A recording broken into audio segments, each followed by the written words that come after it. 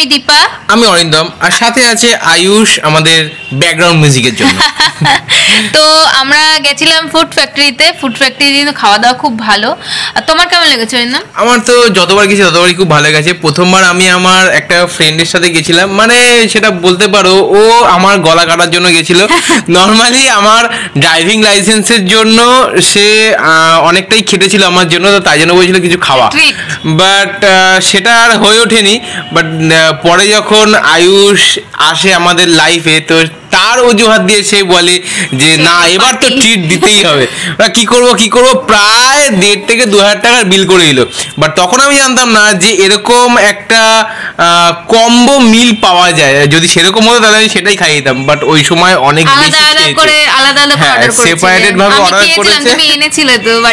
হ্যাঁ, এটা একটা ব্যাপার আছে যে ওইখানে যদি না খেতে পারো তার জন্য তুমি প্যাকিং করে নিয়ে যেতে পারো, তার জন্য একটা এক্সট্রা চার্জ নেবে, কিন্তু প্যাকিং করে নিয়ে যেতে পারো। বা সেই সময় প্রচুর বেশি আমার পকেট খুলেছিল। এখন গিয়ে দেখি যদি কম্বো দেখতাম তাহলে কত তাড়াতাড়ি হয়ে যেত। কিন্তু না, তুমি যে খেয়েছিলে আর কিছুটা নিয়ে এসেছিল, ওই জন্য আমি একটু ট্রাই করতে পেরেছি। খুব টেস্টি খেতে। যেহেতু তুমি ট্রাই করতে পেরেছো তাই জন্যই তুমি বলেছো যে আমি যাব ফুড ফ্যাক্টরিতে এবার। কারণ খুবই ভালো খেতে, খুবই সুন্দর খেতে। তবে হ্যাঁ, ম্যাক্সিমাম রেস্টুরেন্টই হয় যেগুলো খুব ভালো খেতেই হয়। বাট যেহেতু আমরা যেরকম একটা ট্রাই করি না, তাই জন্য আমরা বুঝতে পারি না যে কোন রেস্টুরেন্টটা কেমন খেতে। ব্যাপারটা প্রাইসটাও ভ্যারি করে না। সে ঠিক আছে, ঠিকই বলেছো। এখানে কিন্তু অনেক কমই পাওয়া যায়, কমের মধ্যেই। তো আমরা গিয়েছিলাম দুপুরবেলা খেতে, প্রত্যেকটা জিনিসই বেশ গরম ছিল। আর এই মিলটা তো আমার হেভি লেগেছিল। আগের বার কিন্তু চাউমিন দিয়ে খেয়েছিলাম, হেভি লেগেছে চাউমিনটা, একদম গরম গরম। তো ফ্রাইড রাইস ছিল, ফ্রাইড রাইসটা বেশ গরম গরম ছিল। প্রত্যেকটা জিনিসই হেভি টেস্টি ছিল। তো তোমার ফ্রাইড রাইসটা এবার কেমন লেগেছে? আগের বার চাউমিন খেয়েছিলাম, ফ্রাইড রাইসটাও ভালো লেগেছে, বাট চাউমিনটা বেশি ভালো লেগেছিল। হ্যাঁ, ফ্রাইড রাইস অতটা বেটার লাগে না, বাট ওর সঙ্গে যে টপিংস, মানে এই যে সাইড ডিশগুলো, হ্যাঁ এই সাইড ডিশগুলো, সেইগুলো তো বরাবরই ভালো খেতে, সেগুলো বরাবরই সুন্দর খেতে। আগের বার আমরা আয়ুষকে নিয়ে গিয়েছিলাম, এইবার কিন্তু আয়ুষকে ঘুম পাড়িয়ে পালিয়েছি আমরা যাতে বিরক্ত না করে। না, আয়ুষকে মামা বাড়িতে রেখে গেছিলাম। মামা বাড়িতে রেখে, তবে আগের বার আয়ুষ ঘুমিয়ে পড়েছিল, সেখানেও ওই বারটাও ঠিক মতন শান্তিতে খেতে পেরেছিলাম। তো সেইবারেও ভিডিও করেছিলাম, বাট অতটা ফ্লুয়েন্টলি হয়ে ওঠেনি, তাই জন্য ওই ভিডিওটা আমরা ছাড়তে পারলাম না। তাই আজকের ভিডিওটা আমরা ছাড়ছি। হ্যাঁ, এইবারটা একটু শান্তি করে ভিডিও করতে পেরেছি। বুঝতেই পারো বাচ্চা নিয়ে কিন্তু ওরকম ভাবে ভিডিও করা যায় না। যাদের যাদের বাচ্চা আছে এই ব্যাপারটা কিন্তু তোমরা বুঝতেই পারো। তো প্রত্যেকটা খাবার কিন্তু খুব ভালো লেগেছে। এই যে শুরু হয়ে গেছে আমার ব্যাকগ্রাউন্ড ও একটু বসবে না কোনো জায়গায়ও, আমরা ভিডিও করছি তো সেখানেও এসে নাচানাচি লাফালাফি করবে। তো এইবার হলো আমরা কিন্তু সব জায়গায় খাই না, তো আমরা অ্যাকচুয়ালি ঘুরি সব জায়গায়। আমরা খাওয়াটা খুব একটা পছন্দ করি না। আমরা কলেজ থেকেই প্রচণ্ড ঘোরাঘুরি শুরু করেছিলাম।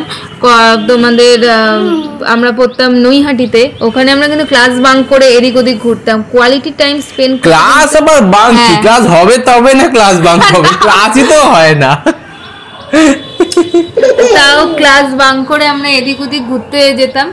আর তো এখন কিন্তু এই মুহূর্তে হয় না কোনো রকমই ঘোরা, আর কারণ এই বাচ্চার জন্য এদিক ওদিক বেরোনো খুব মুশকিল হয়ে যায়, সংসারের চাপ।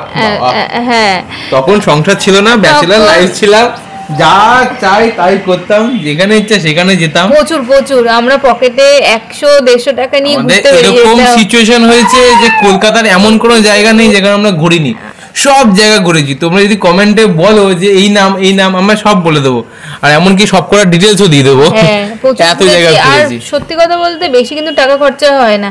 এই খাওয়া দাওয়া যদি তুমি প্রত্যেকটা ঘোরাতে যদি রেস্টুরেন্টে বসে খাও করো তাহলে তো হবে। রেস্টুরেন্টে বসে যদি খাও তাহলে কিন্তু ওই জায়গাটা তোমার টাকাটা বেশি পড়ে যাবে। আর শুধু যদি মনে করো যে না শুধু ঘুরবো, সেখানে কিন্তু টাকাটা খুবই কম পড়ে যায়। আর এর জন্য আমরা কিন্তু বেশি রেস্টুরেন্টে ঘোরাঘুরি যেতাম না, খেতাম না, অনলি ফর ঘোরাঘুরি। আর আমরা খাবার কিন্তু সবসময় প্যাকেটে করে নিয়ে যেতাম, টিফিন বক্সে করে, অল্প কিছু, জাস্ট চলে যাওয়ার মতো। আমাদের কাছে কথা হলো শুধু ঘুরবো, অত বেশি খাবো না। এটা আমরা এখনও এই জিনিসটা করি বলে আমাদের সাথে কেউ ঘুরতে যায় না। আমরা শুধু আমি আর আমার হাজবেন্ড দুজনে মিলেই ঘুরতে যাই। তো তোমার কি বক্তব্য এইটাতে? আমার এই মুহূর্তে খাওয়ার ঘোরার মধ্যে কোনটা পছন্দ? আমার তো ঘোরাই, সারা জীবন আমার ঘোরাই পছন্দ। কারণ দেখো, যদি আমরা কোথাও বাইরেও কোথাও ঘুরতে যাই না, নর্মালি যদি আমরা ধরো ভেবে নাও দীঘা গেলাম, পুরী গেলাম বা সিকিম গেলাম, তো সেই ক্ষেত্রে আমরা যদি জাস্ট ঘোরার উপরে কনসেন্ট্রেট করি তাহলে আই থিঙ্ক খুব ভালোভাবে ঘুরতে পারবো। কারণ দেখো আমরা ঘুরতে যাচ্ছি, আমরা খেতে যাচ্ছি না, খাবার তো আমরা এখানেও পাবো। তো যদি আমরা খাওয়ার উপরে 10,000 টাকা খরচা করে দিই তাহলে ভেবে নাও সেই 10,000 টাকা দিয়ে আমরা আরো ভালোভাবে সেখানে ঘুরতে পারবো, আরো অন্য অন্য জায়গায় ঘুরতে পারবো, অফবিট প্লেসে আমরা ঘুরতে পারবো। তো সেটা আমরা করতে পারি না যেহেতু আমাদের পকেটে একটু সমস্যা থাকে। এটা হ্যাঁ, এটা তাদের জন্য ব্যতিক্রম, যাদের পকেটে অনেক পয়সা, অনেক পয়সা, তারা খেতেই পারে, তারা ঘুরতেই পারে, তাদের কেউ যায় আসে না। কিন্তু যারা একটু মেনটেন করে চলে, মধ্যবিত্ত আমাদের মতন, তো তারা আই থিঙ্ক তাদের জন্য আমি একটি কথা বলবো যে তারা ভাই তোমরা থাকার জায়গা আর খাওয়ার জায়গা একটু কম্প্রোমাইজ করো। ঘোরার জন্য ঘোরাটা দারুণ হয়ে যাবে। ঘুরতে যাচ্ছ ঘোরো, খেতে তো যাচ্ছ না, তার নিশ্চয়ই ওখানে থাকতেও যাচ্ছ না। কিন্তু এই ব্যতিক্রম কিন্তু অন্যান্য অনেকেই আছে যারা না ঘুরতে যাওয়া মানে শুধু খাওয়া আর রেস্ট করা আর চিল করা। তাদের ওই যে বললাম তাদের অনেক পকেটে অনেক পয়সা, তাদের পকেটে পয়সা না থাকলেও ওই তারা ওই খেতেই মনে হয় যায় সব জায়গায়, সব রেস্টুরেন্ট, ডেস্টিনেশন খাওয়ার হয় না, ডেস্টিনেশন ওয়েডিং, ওরকম ডেস্টিনেশন খাওয়া, বিভিন্ন রকম জায়গায় যাবে, সব জায়গায় রেস্টুরেন্টে গিয়ে খাবার ট্রাই করবে। আমাদের কাছে অন্যরকম হলে আমাদের কাছে শুধু যাবো সেই জায়গাটা ঘুরবো, ঘোরাটাই যেন মন ভরে করব, সেটাই।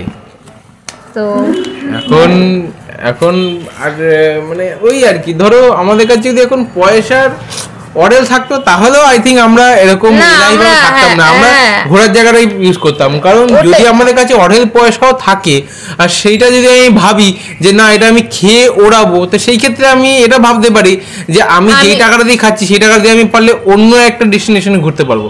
মানে আজ যদি আমি ধরো সিকিম যাচ্ছি, আমি সেখানে 50,000 টাকা খেয়ে ফেললাম, তাহলে আমি ভাবতে পারি যে আমি 50,000 টাকা না খেয়ে 50,000 টাকা দিয়ে আমি গোয়া যেতে পারি। হ্যাঁ তাই না, ওটাই। এর জন্যই আমরা কিন্তু খুব একটা রেস্টুরেন্টে খাইনি, তো এখন আবার শুরু করছি। কারণ এখন যেহেতু রেস্টুরেন্টে খাচ্ছি তাই ভাবছি আরে সবার রেস্টুরেন্টে এত সুন্দর খেতে হয়। আমরা এটা তো আমার ভুল, এটা আমরা যেহেতু এখন ঘুরতে যাচ্ছি না সেই জন্য আমরা এখন রেস্টুরেন্ট হপিং করা শুরু করেছি বলতে পারো। এখন ঘোরাটা যেহেতু একদম বন্ধ হয়ে গেছে বাচ্চার জন্য, হ্যাঁ আশা করি পরবর্তী সময় আবার হবে, তো এই ভিডিওগুলো তোমরা আস্তে আস্তে দেখতে পারবে। তো আপাতত খাওয়া খাওয়ার ব্যাসের কান্নাকাটি শুরু হয়ে গেছে, কারণ ও কিছু বলতে চাইছে, ও কিছু বলতে চাইছে যে আমরা এত কথা বলছি ও কেন চুপচাপ আছে। এই না ফোন।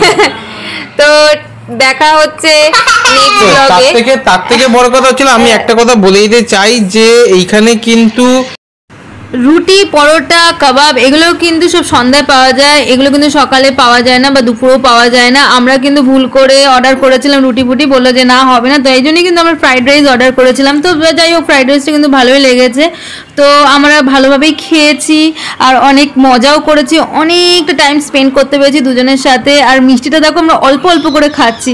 তো যাই হোক সব খাওয়া হয়ে গেল, তো দেখা হচ্ছে নেক্সট ব্লগে। এরকমই মজাদার ভিডিও দেখতে হলে আমাদের সাথে থেকো আর কমেন্ট করে জানিও কেমন লাগলো। টাটা।